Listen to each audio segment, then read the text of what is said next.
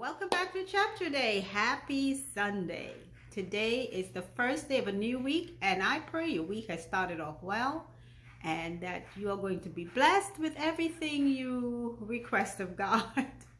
It happens sometimes, but God always knows best, and we have to keep trusting while we wait for an answer or a response. Today I'm going to be reading Proverbs chapter 7 by itself because it's lengthy, and we're moving on. I have already skipped some days, but I can see places where I can double up and read 2 chapters instead of 1. But today is not that day. So I pray it's beautiful and sunny on your side like it is on mine. It's beautiful outside. Cold, but beautiful. Okay, so let's begin.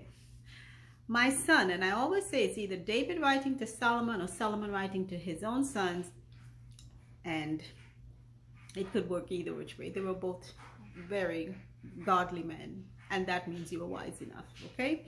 My son, keep my words and lay up my commandments with thee. Keep my commandments and live, and my law as the apple of thine eye. Bind them upon thy fingers, write them upon the table of thine heart.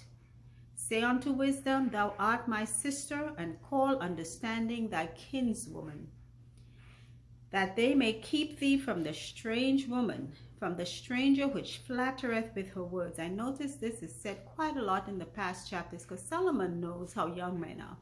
It's how God made them genetically. They have a time in their life when, they're very attracted to females. What am I saying? Solomon, he peaked as P-I-Q-U-E-D. He went as high. He was tippy-top paramount in his attraction to women, okay, with all those wives and concubines. So he was telling his son about strange women. Now I don't know if he just meant people like prostitutes, or if he also meant people who were not of his faith, not of his culture, not of whatever it is. Those may have been considered strange women, non-Israelites or non-Jewish women, not sure. They say don't be unequally yoked. Who knows? Verse 6. For at the window of my house, I looked through my casement. That's like a little window at the top of your wall. And beheld among the simple ones, I discerned among the youths, a young man void of understanding, passing through the street near her corner. And he went the way to her house. In the twilight, in the evening, in the black and dark night. And behold, there met him a woman with the attire of an harlot and subtle of heart. So I believe, yes, he's talking about prostitutes. She is loud and stubborn. Her feet abide not in her house. And I don't know how many of you have lived in areas where maybe even now you may have a neighbor or more that may be a bit boisterous and rather gallant, meaning, not heroic, but kind of, wayward and very attention seeking. And these people reside in your neighborhood, and the aim of their business is to attract men, and whether it's for money or whether it's for sport. This is what Solomon is telling his son here. Be careful. Be careful. Verse 12. Now is she without, now in the streets, and lieth in wait at every corner. So she caught him and kissed him, and with an impudent face said unto him, I have peace offerings with me. This day have I paid my vows. Therefore came I forth to meet thee, diligently to seek thy face, and I have found thee. Flattering words, in other words. I have decked my bed with coverings of tapestry, with carved works, with fine linen of Egypt. I have perfumed my bed with myrrh, aloes, and cinnamon. That's good smelling stuff. Come, let us take our fill of love until the morning. Let us solace ourselves with loves. For the goodman is not at home. He is gone a long journey. So apparently she's a wayward woman, maybe not a paid prostitute, because she's talking about a goodman. Could be the husband or man of the house. Should be the husband, but however that goes. Nothing new under the sun. Verse 20. He hath taken a bag of money with him, and will come home at the day appointed.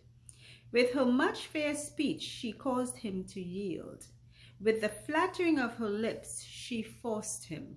He goeth after her straightway, as an ox goeth to the slaughter, or as a fool to the correction of the stocks, till a dart strike through his liver, as a bird hasteth to the snare, and knoweth not that it is for his life. Hearken unto me now, therefore, O ye children, and attend to the words of my mouth. Let not thine heart decline to her ways. Go not astray in her paths. For she has cast down many wounded, yea, many strong men have been slain by her. Her house is the way to hell, going down to the chambers of death. That does not sound very good. That is not a recommendation. It is a caution to stay away from wayward women. And for women, it works quite the opposite. The same, stay away from wayward men. They are out there. And God who knows why they are that way, but like I said, God only knows why they are that way. You can't help them, so you leave them alone. If you pray for them, that's great. But you don't go their way, because you may not be as strong as you think spiritually to fight their advances. So, with that said, that's the end of our reading for today. I'm not going to read anything more. Thank you all for listening. And once again, keep on listening, because that's how our faith grows. Take care. Bye.